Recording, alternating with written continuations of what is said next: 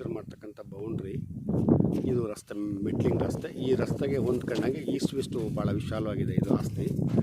1 ಎಕರೆ 36 ಗುಂಟೆ. ಇದೇ ಊರಿನ ರೈತರಿಂದ ಆಗ್ತಕ್ಕಂಥದ್ದು. ಸಂಪೂರ್ಣ ರೆಡ್ ಸಾಯಿಲು, ಒಂದು ಸಮತಟ್ಟವಾಗಿದೆ.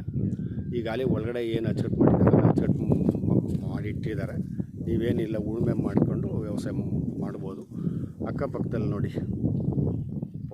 ಎಲ್ಲವೂ ಪಂಪ್ ಸೆಟ್ಗಳೇ. ಒಳ್ಳೆ ವಾಟ್ರ್ ಇದೆ. ಒಂದು 150 ಅಡಿಗೆಲ್ಲ ಒಳ್ಳೆ ವಾಟ್ರ್ ಆಗುತ್ತೆ. ಇದೆಲ್ಲ ಅಕ್ಕಪಕ್ಕದವ್ರದ್ದು. ಅಂದರೆ ಇದು ಕೂಡ ಹೊರಗಡೆವರೆಗೆ ಆಗಿರೋ ಅಂಥದ್ದೇ. ಸೊ ನಂಜನಗೂಡು ರಿಜಿಸ್ಟ್ರೇಷನ್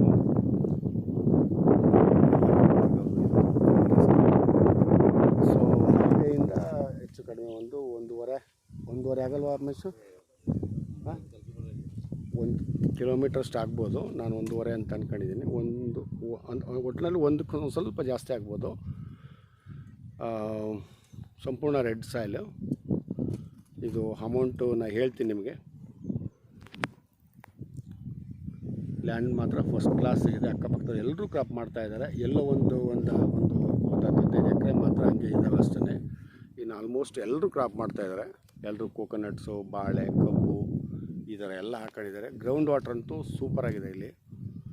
ಸೊ ನಂಜನಗೂಡಿಂದ 15 ಇಲ್ಲ ಜಾಸ್ತಿ ಆಗುತ್ತೆ, 20 ಆಗುತ್ತೆ.